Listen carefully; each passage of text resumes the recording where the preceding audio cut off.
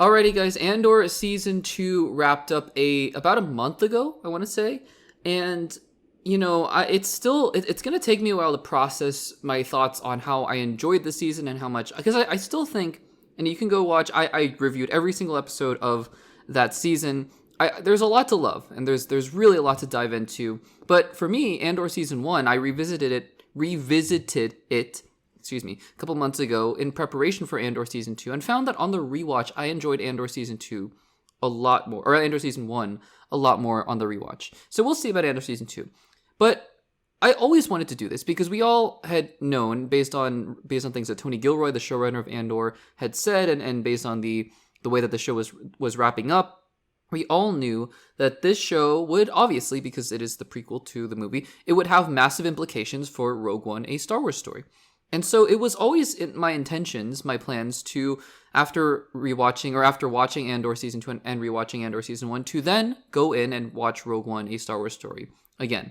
Now, for context, Rogue One, a Star Wars story is one of my favorite Star Wars movies of all time. It's been a while. It's been a long while since I have ranked all the Star Wars movies, because it's been a while since I've seen all of them. We did Star Wars Revisited a couple years ago, where I rewatched every single live-action Star Wars movie and ranked them and did tier lists and things like that, and that was really fun. And in that ranking, Rogue One came out as number 2 in my rankings. I love that movie. So it was, it's not going to be a big chore for me to rewatch Rogue One, but still, I think in the context of Andor, I wanted to see, how does Andor as a series, and we're not even talking about quality, we're not talking about things I like, things I didn't like, not even that kind of stuff today. More so, how does watching Andor, if at all, change the way that we watch Rogue One and change the way that we watch Star Wars? Now, I was watching Rogue One. I was watching it again. And it's interesting because at the beginning, you're watching it and you're going, yeah, I mean, you can kind of see those connections, right, being made. But it's not like, Andor, I didn't think Andor was shifting my relationship with Rogue One all that much. At the beginning of the movie, and this is going to obviously contain spoilers for Rogue One, but, hopefully you guys have seen the movie by now. It's almost 10 years old. My goodness, next year it's going to be 10 years old. So I would highly recommend checking out Rogue One. Great movie. Anyways, so it was, the beginning of the movie, right, we have the bit with Saw Gerrera. And to be honest with you, and I need to rewatch season 2 of Andor at some point. Saw Gerrera was one of the characters that, you got his ideology, you got his headspace, you got what he was going through. But I think as a character in Andor season 2 was perhaps a little bit underused, underdeveloped. And so, you see Saw Gerrera at the beginning of Rogue One, and you see Galen Erso, Jyn Erso. These are characters that are mentioned, Galen Erso specifically, in Andor season 2, but not really talked about, right? So, I mean, not really shown, rather, because he's brought up at the end of, there's this thing, Galen Erso, big weapon, energy. And you're like, okay, got it, Gormans, right? That's all good. And so you see Galen Erso and you see Jyn, and then you see Jyn growing up, right? And then you start to see the beginnings of the rebellion because you're introduced very quickly to Cassian Andor. And so, the mission that Cassian Andor is on is presumably the mission that Andor Season 2 ends on. So he's going off with K2SO to find information, and there's been, information leaking about this weapon, about Galen Erso building this weapon, etc., etc. And so we go on our way. And then, we go into the scene with Mon Mothma and General Draven, I believe, and Bail Organa. And again, I mean, it's cool that at the end of Andor, they're all dressed the same way, and it's all very similar in that way, in that respect. So the connections are there, but it's not super overt. So, even throughout I would say about the halfway point of the movie, right after Edu, or during Edu, when they're trying to kill Galen Erso and he dies, I was still thinking to myself, I think Andor, I suppose, enriches the story on the edges. But to me, it wasn't making as big of an impact as I thought it was going to. But then, something interesting happened. The second half of the movie kicked in.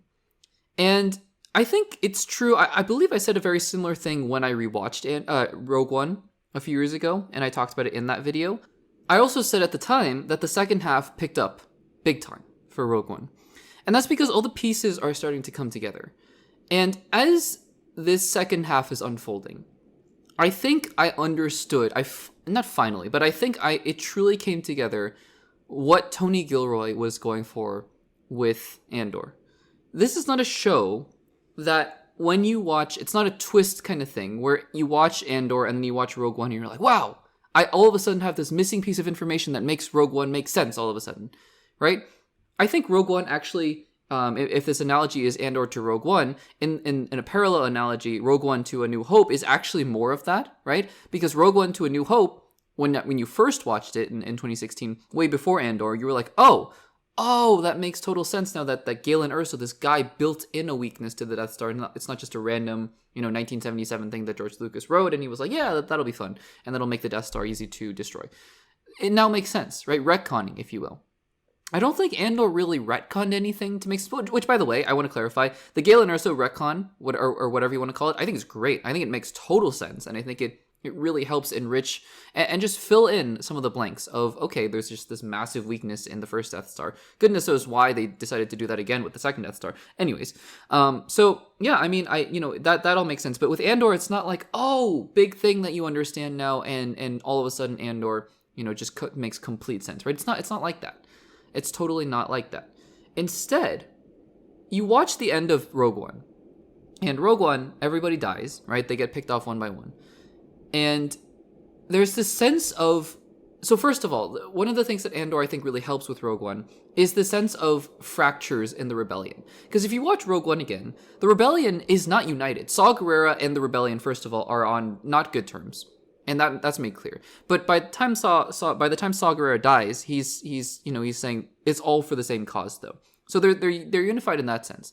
But then when Jyn Erso comes back and she's like, we need to go to war, that has so much more color and depth to it, because you've realized and you've seen now for Andor that the past 5 to 10 years of the Rebellion have really been a struggle of when are we going to really come out and show our firepower and make a move on the Empire. And the answer has been not yet. Not yet. And so when Jyn Erso shows up, she's like, hey, this is it. This is the weapon that you guys have been talking about, which we've seen now at the end of Andor. This is the weapon. Galen Erso, Kyber crystals, or I guess not Kyber crystals in Andor, but they're mining on Gorman. This is it. And all the little things they're building for the Death Star on Narkina 5 in Season 1. This is it. This is what you've been waiting for. We need to go to war. And the Rebellion is like, we can't. We're going to get destroyed, and how do we know if we believe you, and all that kind of stuff. And amazingly, it's Cassian who steps up. It's Cassian who says, I see what this is, and maybe, now looking back, maybe this is kind of the Luthen in him, seeing that this is all what it's been building towards, and this is all what they've been fighting for, and he goes along with it. And so then you get to Scarif, and Scarif, everybody's running around, and explosion. It's a great action scene. It's one of the best space battles ever, including in Star Wars, I contend. All that stuff's great. Darth Vader, obviously, just wow, amazing. I mean, that scene at the end, you're just chills. But, one thing that I noticed now in light of Andor is that there are so many things in play that have been set up by Andor, by the events of Andor, that are now coming to fruition. This is it. This is what the Rebellion was for.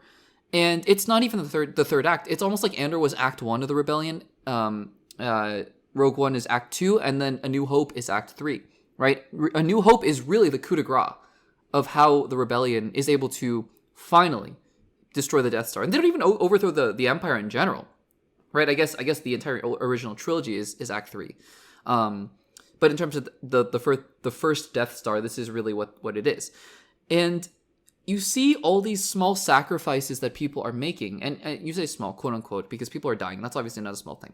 But I suppose in terms of war and military, individual lives being lost, right, for the greater good. And you see all of that going on, and each member of Rogue One dies, doing what they believe is right and sacrificing themselves for the greater good. And you realize that this has been a theme that has been running all the way back to the beginning of Andor, to the beginning of the Rebellion, when Luthen shows up, right?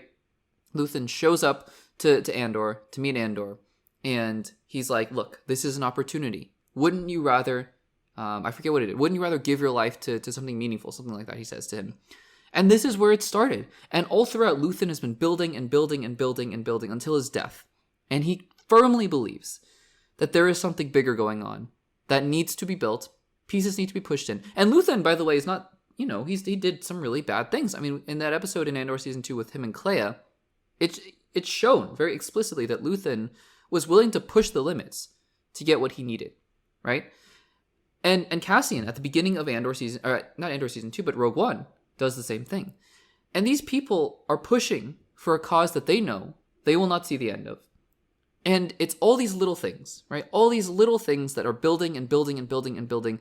And Rogue One is that exclamation point. Rogue One is the point where they go, this is it. This is what we've been looking for. Now it's time to make a move. So really, to kind of wrap this segment up, I would say that Andor's biggest impact is not really to Rogue One in general, but it's actually to all of Star Wars, which is amazing.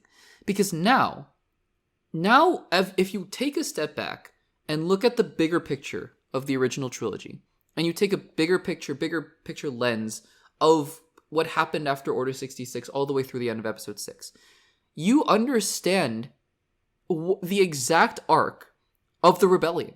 This is a story of the rebellion. And I mean, we all knew that, right? We knew that, it's not like this show was making any pretenses of Andor is the next chosen one or anything like that. This is about a guy who becomes a leader in the rebellion. But to showcase what the rebellion had to go through in order to overthrow the Empire into the New Republic. This is it.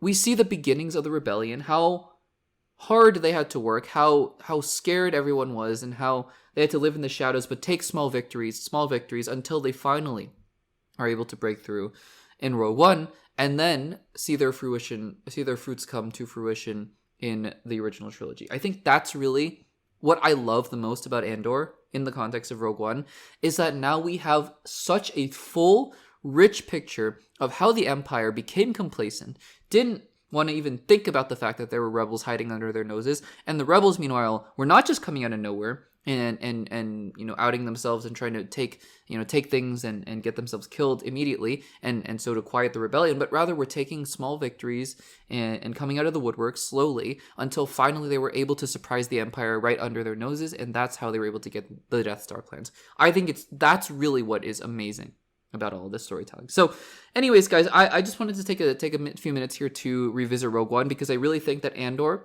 regardless of whatever you think about it, I think the storytelling is so incredibly intricate, and now we have such a rich picture of how the rebellion came to be, and I think that is awesome. So guys, have you had a chance to watch Rogue One again after Andor Season 2? I would highly, highly recommend it. It is such a good watch. Let me know in the comments down below.